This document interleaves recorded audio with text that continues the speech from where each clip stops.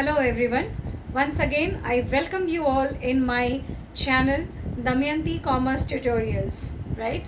And I hope everyone is safe. Everyone must be staying indoors. So be healthy and stay away from COVID positive. Okay? So let's start with the topic. Still I am on the first chapter of class 11, that is nature and purpose of business. Subject business studies, as the name itself is giving its introduction, but still it is my duty. Kindly keep on sharing your valuable comments, your suggestions.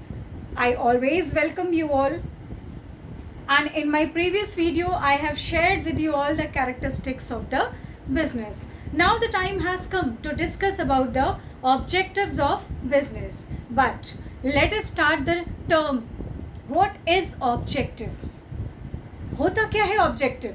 हम generally आपस में बात करते हैं हमारा goal क्या है. Goal does not mean a circle. Goal means objective. Goal means aim. Goal means what we want to become in our life. हमें अपनी ज़िंदगी में क्या बनना है, हम उसकी बात कर रहे हैं. Okay, so let's start now. Objectives are defined as end results of the business. किसी भी बिजनेस का एंड रिजल्ट यानी लास्ट में क्या है, हमारा ऑब्जेक्टिव क्या है, टू अर्न प्रॉफिट. बट हमारा रास्ता कैसे है, डायरेक्ट सेलिंग अप्रोच से नहीं है. हमारा अप्रोच क्या है, customer satisfaction. It means we will earn profit via customer satisfaction. जैसे ट्रेन चलती है ना, कैसे कि स्टेशन से आ रही है वाया दिल्ली, इस स्टेशन पे ट्रेन आ रही है, तो वैसे हमारा स्टेशन क्या है, हमारा स्टेशन है प्रॉफिट अर्निंग. ठीक है, और हमारा रूट क्या है, हमारा रूट है customer satisfaction. So that is why it is being said that objectives are defined as an end results of business. Okay, every business firm seeks to achieve it. हर business यही चाहता है, हर business person यही चाहता है कि उसके business में ज़्यादा से ज़्यादा प्रॉफिट हो, बहुत ज़्यादा पैसा कमाए, खूब पैसे कमाए. राइट, इतने पैसे कि उसका बिस्तर बना के सो जाए. राइट, डोंट स्टार्ट इमेजिनिंग कि अगर बिस्तर के नीचे नोट और सिक्के होंगे तो हमें सोने में कैसा लगेगा, नींद कभी नहीं आती ना. How a business man will achieve this objective, right, by performing operations on a regular basis. Operation does not mean scissor of a doctor. ठीक है, हम कोई डॉक्टर नहीं है जो फ्रॉग का पेट काट के फिर कुछ देखेंगे या उसका हार्ट कैसा है, वाकई में हार्ट शेप में है या कुछ और है, whatever. I don't want to discuss now. So here operation means the activities of business. Okay, that is why in business it is not only being said objectives. business में objective को अकेले objectives नहीं कहा जाता है, इसको कहा जाता है multiple objective. क्या कहा जाता है, multiple objective. ये एक और डिब्बा इसमें जुड़ गया. अब ये हमारा दो डिब्बा, ये इंजन और ये डिब्बा. ठीक है, चलो. Now this multiple objectives is being categorized into three categories. कौन सी? The first is economic, the second is social and the third is individual. किसी भी बिजनेस के तीन ऑब्जेक्टिव होते हैं. ठीक है, If we are talking about the economic, I hope it is very clear. economic objective तो हमारा बहुत ही क्लियर है. अब हमें क्या करना है कि इकोनॉमिक ऑब्जेक्टिव में क्या होता है, that we need to understand. Now look here, the first is survival. It is very very important aspect for any of the business. Instead of earning profit it is much more important to survive. अगर business जिंदा रहेगा तो ही आगे बढ़ेगा. अगर वो जिंदा ही नहीं रहा, उसका सर्वाइवल ही नहीं हुआ, तो फिर how it will go to a greater height. It is not possible. Now the second step is profit. Once the business will start surviving, gradually the business will start earning profit.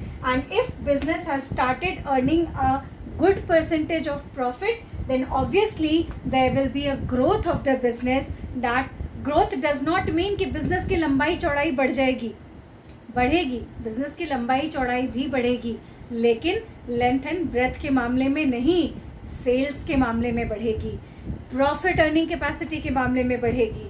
ठीक है.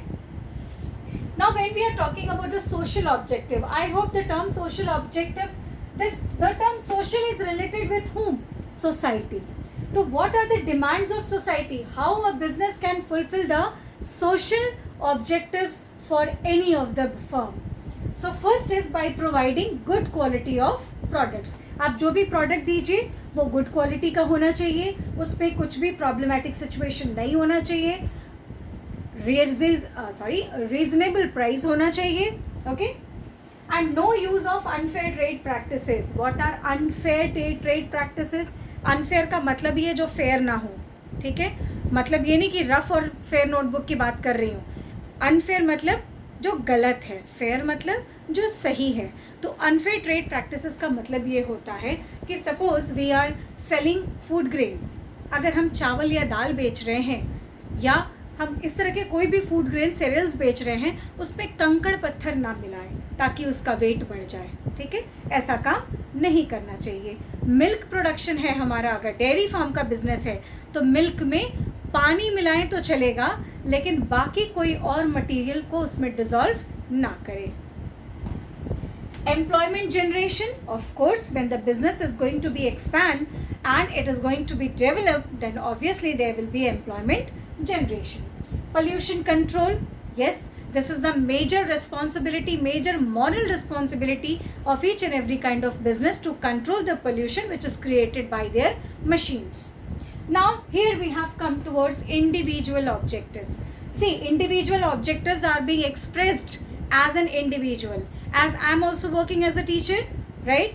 Not only in my school but virtually also, and not only for my children. I hope my videos you all have must shared with your friends also, and my channel don't forget to subscribe and like. That is which channel you all are watching? Damayanti Commerce Tutorials. Now let us come to the individual objectives. Handsome salary. Handsome salary का मतलब ये नहीं होता है कि salary किसी व्यक्ति का नाम है and that has to be handsome and smart. No, salary handsome होने का मतलब होता है उसके फिगर्स बड़े होने चाहिए. ठीक है.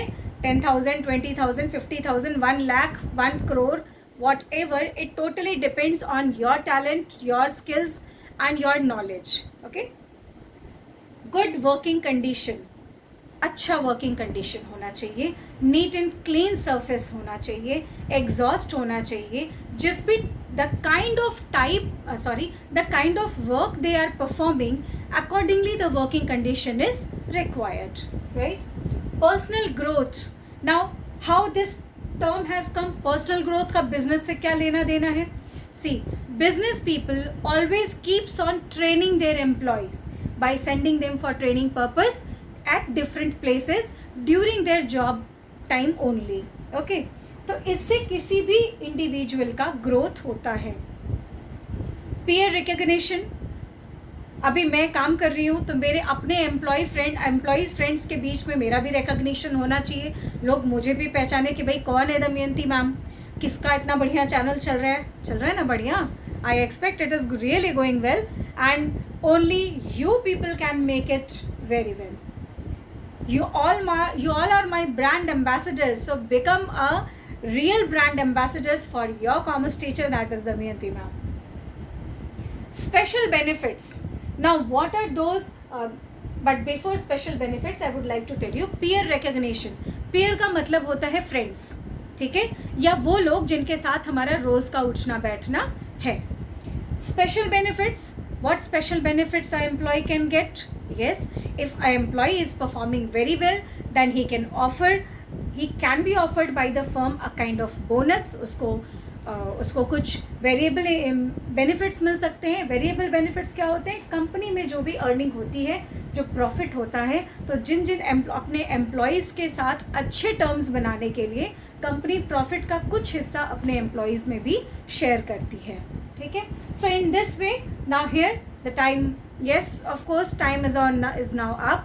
and I have to go, but I will meet you all in my next video of accountancy and business studies. So keep in your mind that you have to subscribe, you have to like, and you have to give valuable comments. So keep on smiling and be happy, stay healthy, stay indoors, and stay safe. Thank you. Bye bye.